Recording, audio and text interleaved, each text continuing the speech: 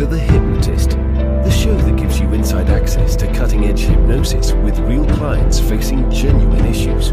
Brought to you by the hypnotherapist demanded by celebrities, CEOs, and even royalty, Adam Cox. These recordings took place live from Adam's clinic in London's world-famous Harley Street. So, get yourself comfortable and enjoy today's episode of The Hypnotist.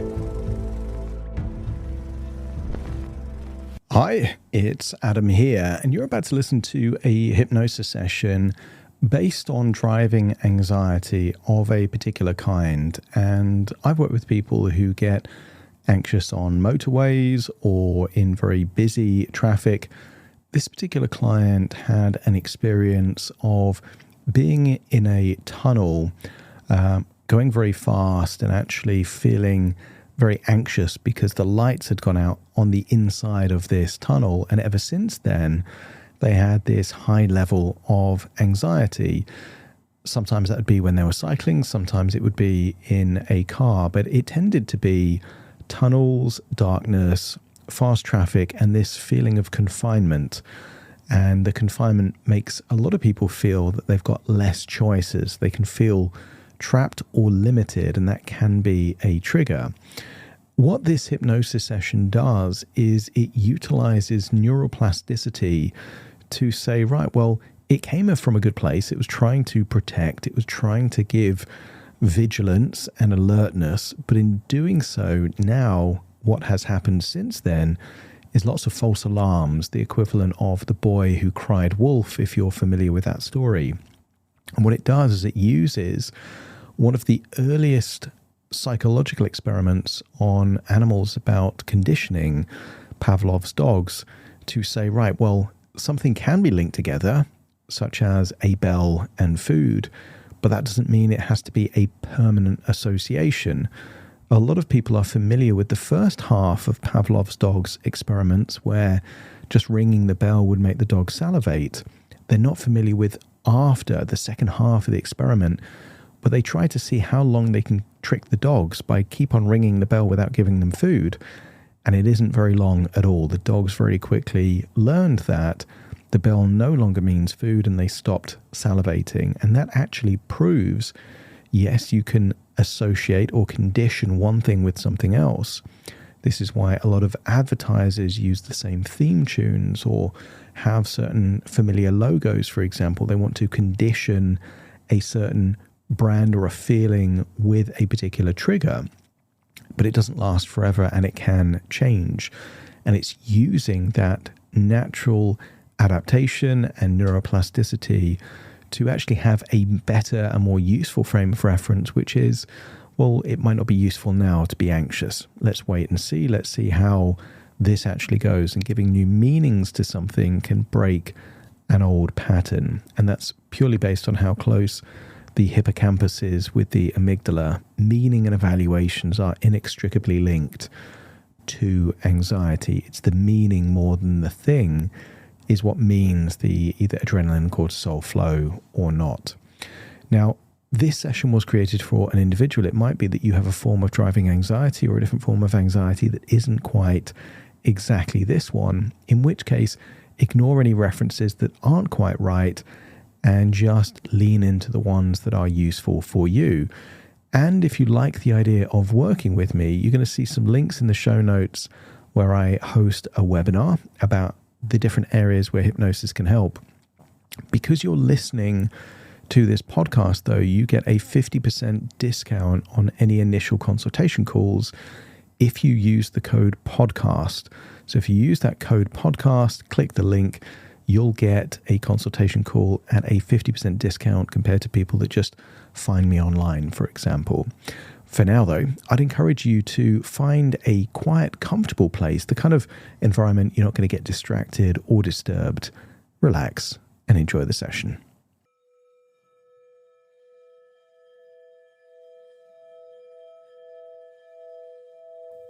Take a deep breath in, and as you breathe in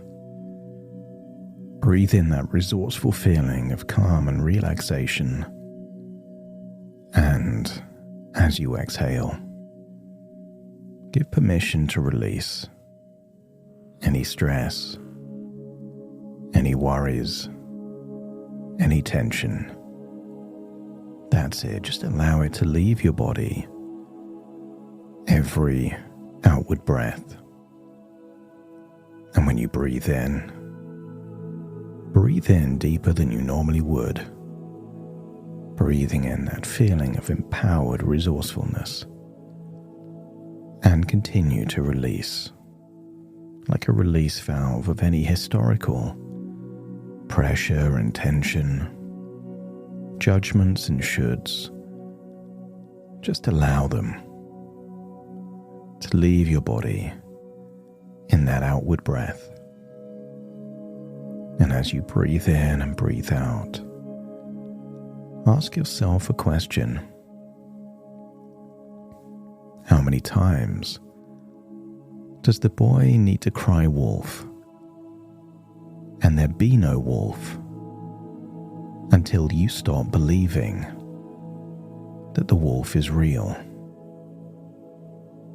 And you don't need to answer that question. Just consider it. 3 times, 4 times, maybe 5. But if the boy cried wolf 30 times, and you still believed a wolf was coming that 31st time, the issue is not with the boy or the imaginary wolf, but in your willingness to believe that the wolf is a genuine threat.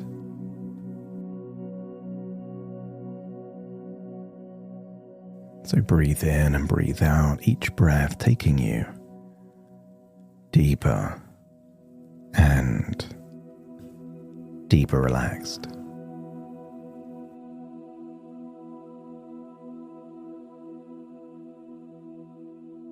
In fact, the deeper you breathe, the more relaxed you feel. And the more relaxed you feel, the deeper you breathe. As you start to think of your mind just like any other living system, and that it responds to the conditions it is given. The same species of plant will still grow differently depending on the light or the soil, the water, the space, the season. And your nervous system is not so different.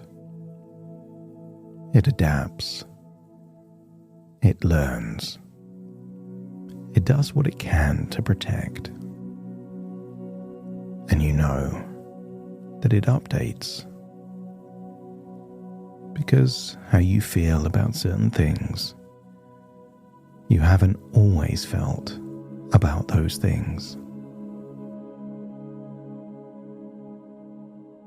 And so as you settle into a deeper level of relaxation now, you can begin by noticing the body as it is today. The breath moving in and out. The feeling of your body resting against whatever's beneath you. And the simple fact that right here and right now, you are safe, you are relaxed, and your mind can change. And there's nothing to solve immediately, nothing to force or prove, just a chance for the deeper mind to begin revising an old response that perhaps made sense once, but is no longer needed in quite the same way. Because the brain is not fixed. It's malleable, adaptable, more like plastic. plasticine than solid rock. And so it changes with experience and repetition. And it changes when old signals are met with new meaning.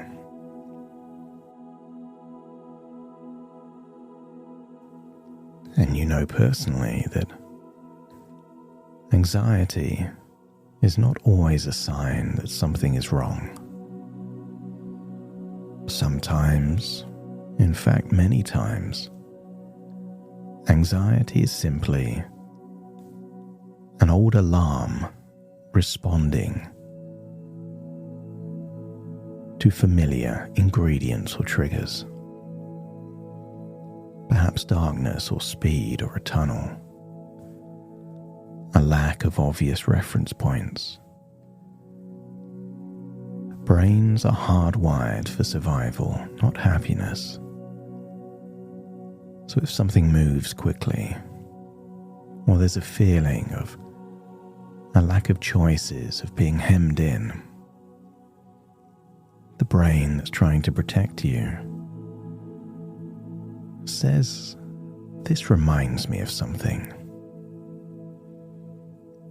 It's not saying it's dangerous, just, "This reminds me."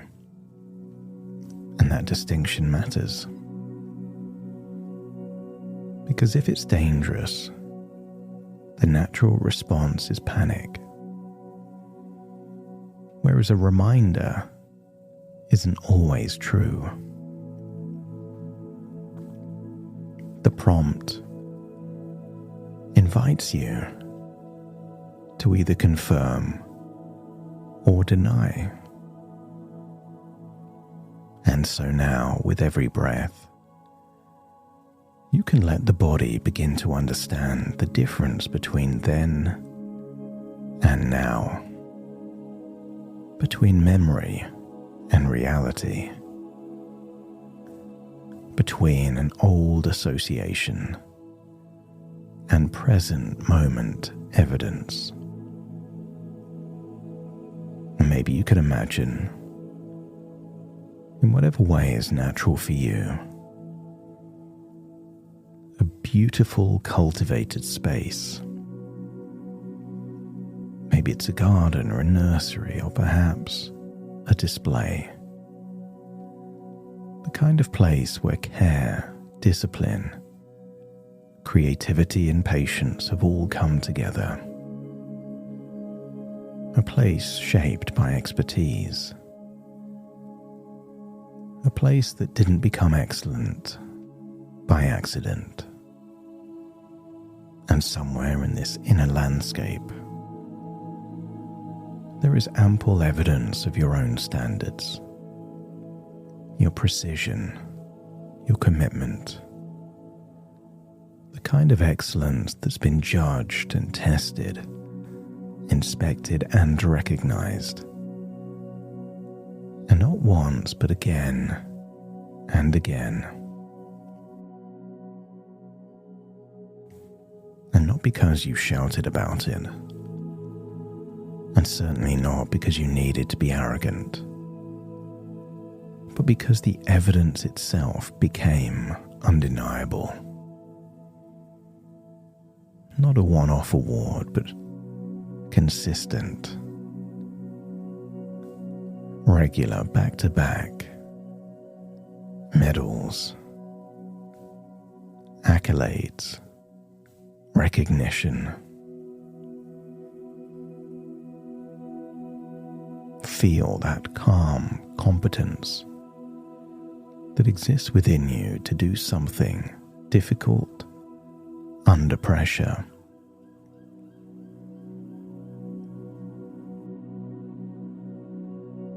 And so the deeper mind can connect to the understanding of something important,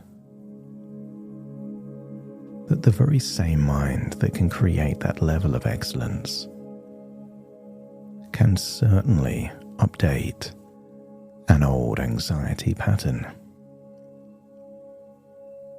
You already know how to work with living systems, You know how to manage growth. And some patterns become stronger because they are repeated. And some patterns weaken when they are no longer fed.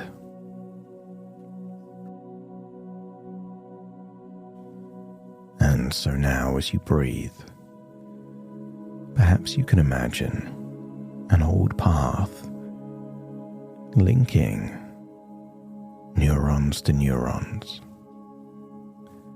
And that path was formed during an intense experience in a tunnel in darkness with speed and no clear reference point. The sense of pressure from behind, the feeling of having too little space and too little control, and the brain back then, being a survival organ, learned quickly, perhaps too quickly, because the brain is designed to make associations fast, and a single intense experience can create a strong link. And then another dangerous driving event later can perhaps reinforce it. Not because the fear is the truth, but because the nervous system started treating certain conditions as if they belong together. Somewhere deep within that pathway added that 1 and 1 and came up with 3. That darkness equals danger, that tunnels equal danger, that speed plus darkness equals danger, that fast movements are danger. But all of these were just a learned link. And learned links can be unlearned. And not by arguing with the mind or by bullying the body. And not by pretending that these things didn't happen. But by giving the brain better data. Again and again. Imagine floating back in time and seeing Pavlov's dog's original experiment. An old bell rings and food arrives. The dogs salivate, because to them the bell means food, and so they salivate. The bell means food, and the saliva is the reaction. And because the bell is always there when the food is there, after a while, the bell alone is enough. The bell rings and the response happens automatically. Not because the bell is food, and not because the bell causes nourishment. Only because the nervous system has learned an association. And anxiety can work like that.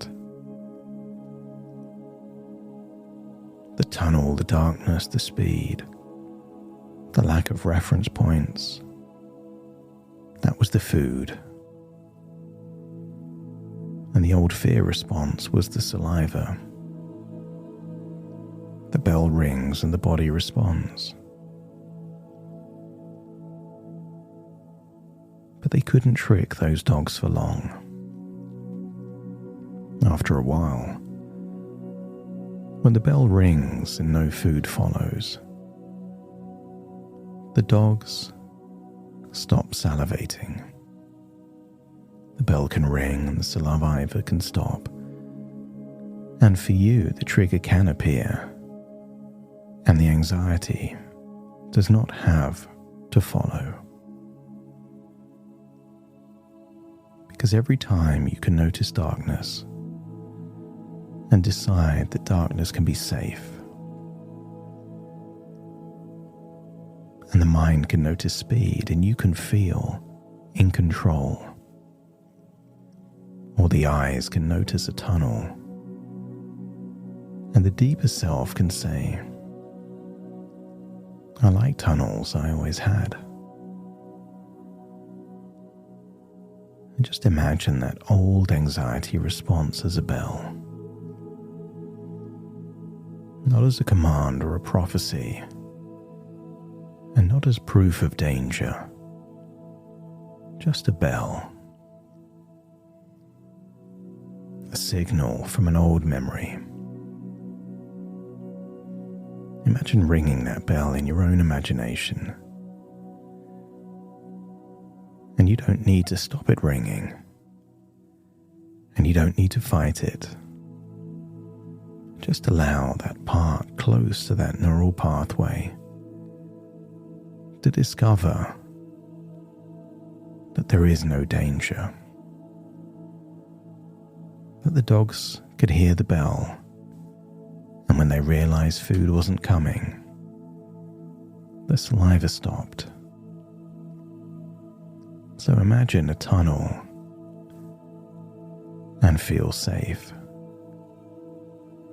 Imagine darkness and fast-moving traffic and feel confident.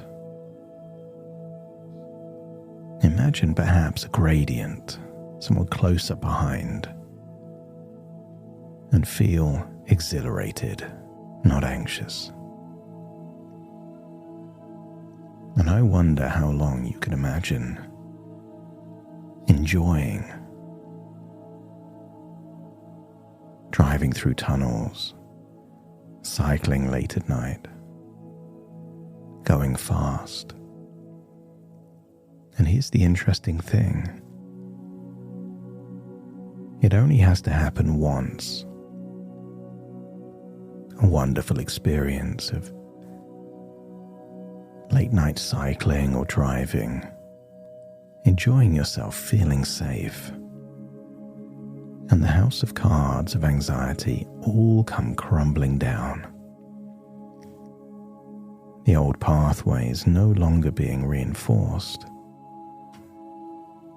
And if it's not being reinforced, it starts to die. That old pathway loses strength. I want you to get a sense that you can either reactivate the new path,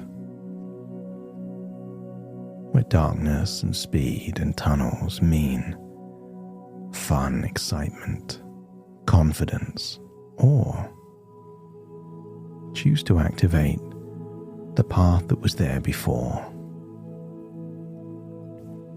It still exists. Just like an old pathway in a garden that's become overgrown. The grass and the plants may have gone over the pathway, but sometimes it's easier to resurrect an old pathway than to build something brand new. But it doesn't matter if we activate the old pathway before, when tunnels were fun or just neutral, or the new one where they're exhilarating and exciting, where darkness gives a feeling of adventure, independence, the freedom of the road. So consider that new path. Clearer, safer, more useful, more accurate. And now, in this safe inner space, start to rehearse that update. Imagine yourself before a journey, and not forcing confidence or demanding perfection. Just preparing well, checking your car, knowing your route. Check the lights work and the seat is comfortable. Imagine taking the driver's seat. The mirrors are set, your hands are steady, your attention clear. And there is a quiet understanding inside. Calm does not mean careless. Calm means capable. It means alert in the useful way. It means you're responding to the road as it is, not a memory from time gone by. And I want you to imagine driving at night, the road darker than usual, lights moving, perhaps even rain, other vehicles passing, a sense of motion. And you might get a flicker of a feeling of that old bell ringing, or perhaps a little tap on the shoulder, or a part within is saying you should feel something here because you did before. But the response now to that should is different. Just because you should doesn't mean that you will.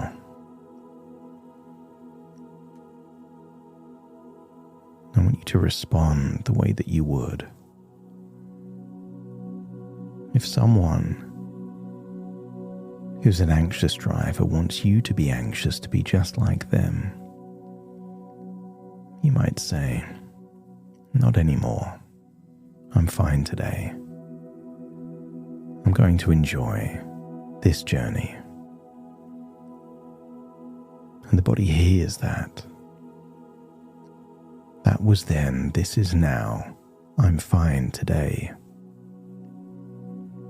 And so the eyes remain open and alert. The hands remain steady. The breathing remains natural. And the mind can still scan the real world for real information. Road markings and lights and distance and speed. Position, options, mirrors and space. Without needing to be anxious when you do it. And so the nervous system learns. This is not that tunnel. It's not that moment. It's not the pressure or the risk of the past. This is today. This is now. And I have choices. I can slow down.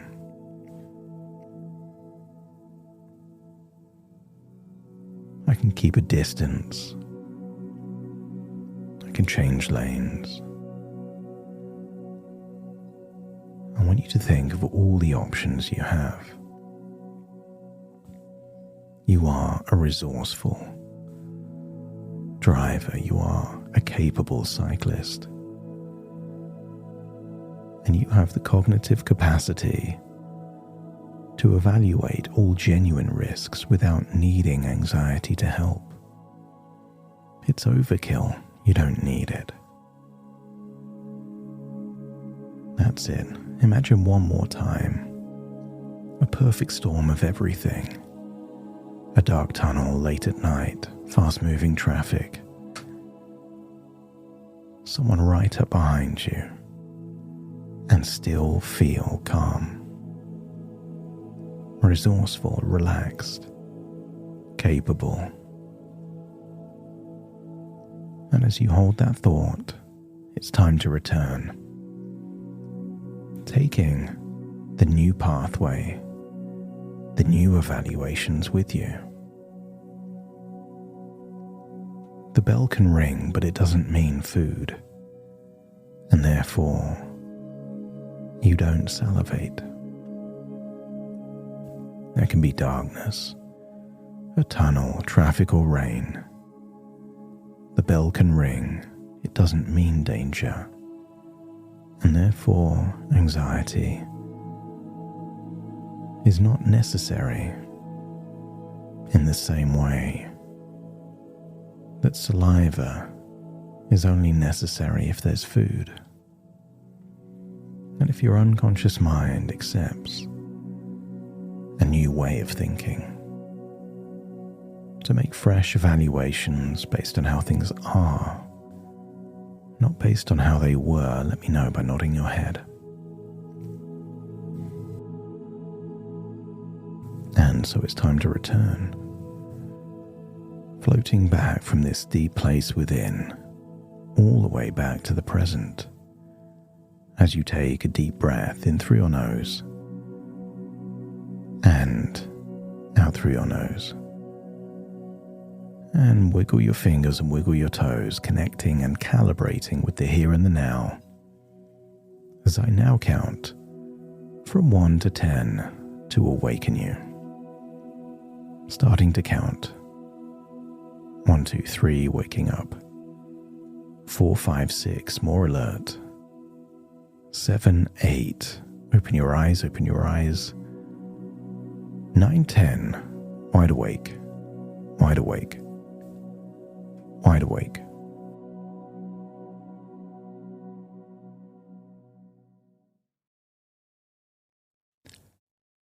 Thank you so much for joining me on today's episode of The Hypnotist. If you've enjoyed this episode or got some value from it, please give it a 5-star rating and review. And maybe you know someone that would also benefit from this particular episode, in which case share the episode with them so they can also get the benefit too. And if you would like to listen to this episode where it's just the hypnosis, so no intro, no outro, no explanation, just the hypnosis and completely ad-free, there will be a link in the description where you can subscribe at a very low cost and only get access to the hypnosis. So if that's of interest, please check that out. Thank you again for being a regular listener of The Hypnotist, and I'll see you again soon for more.